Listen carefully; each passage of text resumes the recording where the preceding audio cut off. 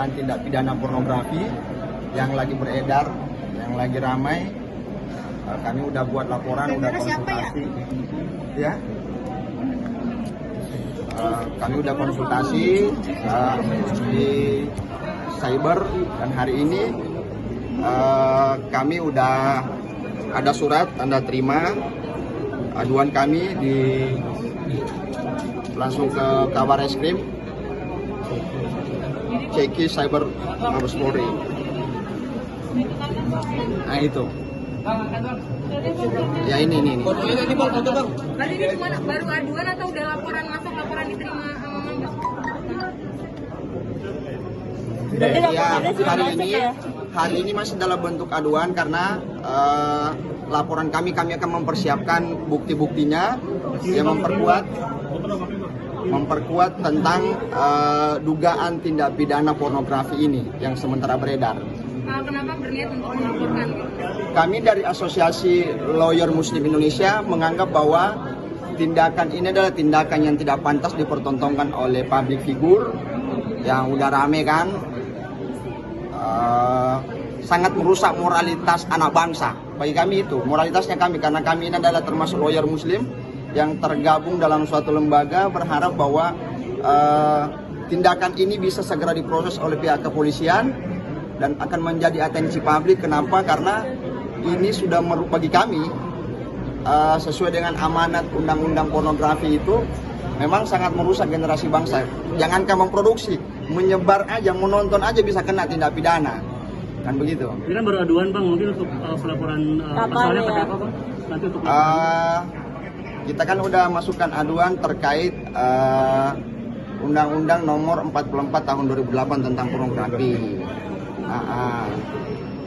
Junto Undang-Undang ITE. Ya. Rencana akan melapornya siapa aja? Dugaan terlapornya itu inisial RK. Cuman kami belum bisa membuka secara lebar kepada publik. Yang pasti bahwa ini adalah tugas kepolisian untuk menyelidiki lebih mendalam terkait video yang lagi beredar itu. Nah begitu. Mungkin dari rekan saya ada tambahan. Ya mungkin sedikit dari saya ya. Jadi memang tadi kita sudah koordinasi ya, seperti biasa di unit Direktorat Cyber Barreskrim terkait dengan dugaan video ini. Nah memang ada beberapa delik undang-undang yang bisa dikenakan. Namun pada prinsipnya pihak kepolisian itu tidak bisa menolak laporan polisi sesuai dengan pasal 5 Kitab Undang-Undang Hukum Acara Pidana. Namun barang tentu ada skala prioritas. Maka dari itu, barang tentu bukti-bukti elektronik yang telah kita sampaikan tadi berbentuk video yang kita simpan lewat pin drive ataupun flash disk sudah kita sampaikan. Kemudian kedua, bukti-bukti elektronik berupa capture gambar sudah kita sampaikan. Dan tadi sudah didiskusi dan sudah masuk delik pidananya. Hanya memang ada skala prioritas yang harus dibebankan di Reskrim Mabes Polri. Maka dari itu mereka menyarankan lebih baik nanti laporannya di Polda Metro Jaya. Karena bagaimanapun juga Mabes Polri memiliki aturan terkait dengan skala prioritas. Maka dari itu kita menghormati itu. Maka hari ini bentuk yang kita lakukan adalah terkait dengan aduan ataupun informasi yang kita sampaikan ke Barreskrim, khususnya ke Cyber Barreskrim Mabes Polri terkait dengan video yang beredar ini, yang diduga pelakunya, pembuatnya adalah RK. Dan yang kedua, kita juga menyampaikan bukti-bukti elektronik terkait dengan nomor akun yang dalam hal ini berbentuk Twitter ya, terkait dengan yang menyebar.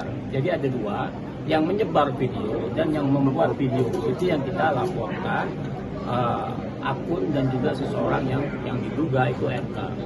Kemudian berikutnya terkait dengan persoalan ini kan bukan delik aduannya. Artinya ini adalah delik umum yang mana sesuatu kejahatan kalau itu dianggap memenuhi unsur pidana, maka pihak instansi kepolisian itu berwenang untuk melakukan penegakan hukum. Jadi beda halnya dengan delik aduan, itu poin. Kemudian yang kedua, karena kita menghormati itu dan ini lebih skala prioritasnya di Polda Metro Jaya, meskipun peristiwa hukum itu kita tidak tahu ada di mana karena ini bentuknya media sosial, maka kita cukup melakukan aduan berbentuk dumas ataupun pengaduan informasi yang kita sampaikan ke Barreskrim terkait dengan dugaan tindak pidana pornografi. Setelah ini hari Kamis ya, kalau tidak ada, kalaupun nggak salah hari Kamis atau nggak hari Rabu, nanti kita diskusikan dengan tim, kita akan ke Polda untuk melakukan pelaporan resmi sebagaimana instruksi dari ataupun saran dari kawan-kawan penyidik Cyber Barreskrim Mabes Polri. Itu ya saya pikir ya. Bang, kenapa datanya yang dilaporkan bukan yang menyebarkan? Sebenarnya ada dua ya, ada undang-undang pornografi dan juga ada undang-undang ITE. Yang mana undang-undang itu mengatur terkait dengan delik pidana pornografi ini. Ada dua objek hukum. Yang pertama adalah orang yang membuat video, belum tentu RK dan partnernya. Dan yang kedua adalah yang menyebar video dalam ini nomor akun media sosialnya. Nomor akun media sosial sudah kita capture dan sudah kita sampaikan ke Barreskrim untuk ditelusuri. Dan juga video yang beredar sudah kita sampaikan juga. Jadi ada dua objek hukum yang kita laporkan, yang kita kasih informasi ke Barreskrim untuk ditelusuri. Namun barang tentu laporan ini kan bukan delik aduan. Jadi Mabes Polri bisa melakukan tindakan hukum. Namun kalaupun perlu laporan polisi, maka dari itu saran mereka skala prioritas lebih ke Polda Metro Jaya. Maka setelah ini kita akan ke Polda Metro Jaya untuk melakukan pelaporan secara resmi, gitu ya. Rencananya kapan? Ini hari Rabu ya, kalau nggak Rabu, Hari Kamis. Rabu atau Kamis. Kamis. Terus buat apa nih kalau masalah terbukti nanti begini ya, ini buat pertanyaan tadi ya. Perlu teman-teman ketahui ya, dia nanti pahami bahwa adanya pembuatan tindak pidana pornografi itu yang tersebar ya sekitar 30.000 detik itu ya, itu kita lihat dulu ya, kalau pemeran wanita atau pemeran prianya itu ya ada persetujuan bersama ya, itu dalam kata membuat ya di pasal 4 ayat 1 itu bisa tidak dikenakan. Tetapi kalau seandainya ya tidak ada persetujuan di antara salah satu pasangan itu bisa dikenakan pidana pasal 4 ayat 1 ya, itu hukumannya sekitar 4 tahun penjara dan didenda juga. Nah, tetapi masalahnya ini kan sudah masuk ke sosial media, dikirimnya itu videonya itu. Oleh karena itu ini masuk ke undang-undang ITE. Undang-undang ITE yang namanya lex spesialis, lex generalis, artinya yang khusus itu undang-undang ITE.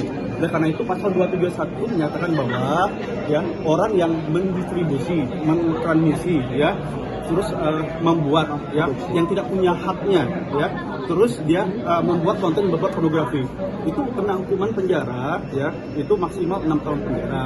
Tetapi beratnya hukuman itu tergantung nanti dari mens reanya, artinya motifnya. Kita kan masih belum tahu motif seperti apa. Tetapi kalau seandainya ya di awal ya pemeran wanita atau pria tersebut tidak mengakui atau tidak ada persetujuan ya, bisa jadi kalau kita lihat di video itu jadi sebagai korban. Nah ini yang kita pahami, apakah wanita itu karena kita melihat dia dalam keadaan menutup mata ya, kalau kita melihat di videonya itu yang sudah beredar itu, nah, bisa jadi dia korban. Nah, oleh karena itu kita datang sini untuk membuka sejelas-jelasnya motifnya apa ya, terus pemeran prianya kan kita belum tahu nih siapa, apakah salah satu public figure juga, karena ini berkenaan dengan public figure yang kita ketahui bahwa public figure yang pemeran wanita itu Husna RK. Oleh karena itu kami dari ALMI ya berinisiatif datang ke sini untuk supaya ya masyarakat kita menganggap bahwa hal-hal yang pornografi seperti ini bukan hal yang biasa ya, kita khawatirnya ini jadi hal biasa.